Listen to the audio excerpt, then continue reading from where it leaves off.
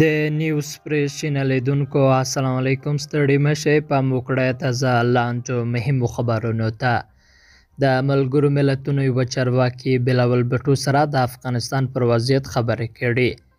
د ملګرو ملتونو یوه چارواکي په اسلام آباد کې د پاکستان له بهرنیو چارو وزیر سره د افغانستان په اړه خبرې وکړې.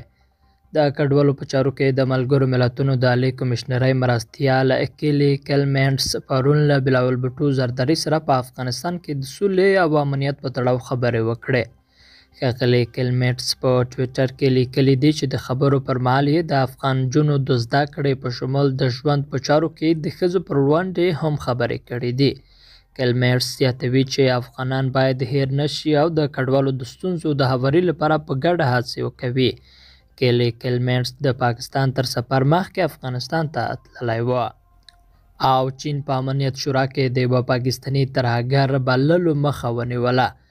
امریکا د لشکر طیبه د مشر حافظ سعید آخای عبدالرحمن مکی ترهګر بللی دی، خو چین بیا په امنیت شورا کې د مکی ترهګر بللو په برخه کې د امریکا او هند د ګډو کوښښونو مخه نیولې ده. چین د جمعې په ورځ د جون میاشتې په وروستیو شیبو کې د ملګرو ملتونو په امنیت شورا کې د امریکا او هند لخوا په ګډه د مطرح شوي وړاندیز مخه ونیوله. په دغه وړاندیز کې سپارښتنه شوې وه چې پاکستانی تبع عبدالرحمن مکی د داعش او القاعده پر وړاندې د امنیت شورا د بندیزونو لګولو کمیټې لخوا نړیوال ترهګر وبلل شي. امریکا لا پخوا عبدالرحمن مکی ترهګر بللی دی.